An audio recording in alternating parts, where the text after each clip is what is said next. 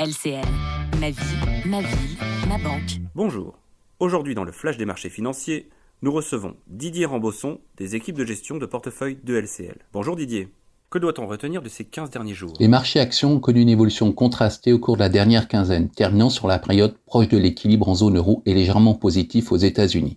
Entre le 19 et le 23 juin, ils ont enregistré un très net repli. Ils ont été affectés par les discours musclés des banquiers centraux vis-à-vis de l'inflation, qui, rappelons-le, exclut les composantes les plus volatiles comme l'énergie, ce qui laisse entendre que les marchés sous-estiment le durcissement monétaire à venir. Par ailleurs, les resserrements opérés par les banques centrales norvégiennes, suisses et d'Angleterre ont apporté du crédit au scénario de politique monétaire plus restrictive dans les économies avancées.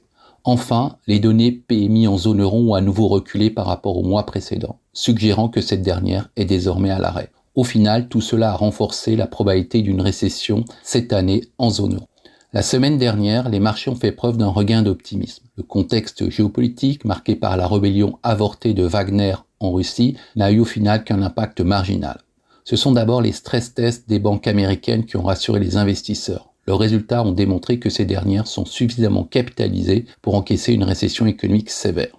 Les données d'inflation ont également permis d'atténuer la portée des paroles des banquiers centraux, qui craignent que les hausses de salaire provoquées par un marché du travail tendu bloquent le ralentissement des prix du service. Ainsi, aux États-Unis, l'indice sous-jacent des prix des dépenses de consommation des ménages, baromètre privilégié par la Fed, est ressorti à 4,6% sur un an en mai, soit légèrement au-dessous du consensus. Et en zone euro, les indices préliminaires des prix à la consommation pour le mois de juin, tant dans leur version globale que sous-jacente, se sont également révélés un peu meilleurs qu'attendus. Sur les autres marchés, les prix du pétrole se sont légèrement détendus, tandis que les taux longs et le taux de change euro-dollar restaient globalement stables. À quoi peut-on s'attendre pour les 15 prochains jours ? Au cours des 2 premières semaines de juillet, les marchés se focaliseront principalement sur les publications macroéconomique américaine. Ce jeudi, les données d'enquête ISM sur l'activité du secteur non manufacturier et vendredi, le rapport sur l'emploi nous donneront le pouls de l'économie américaine.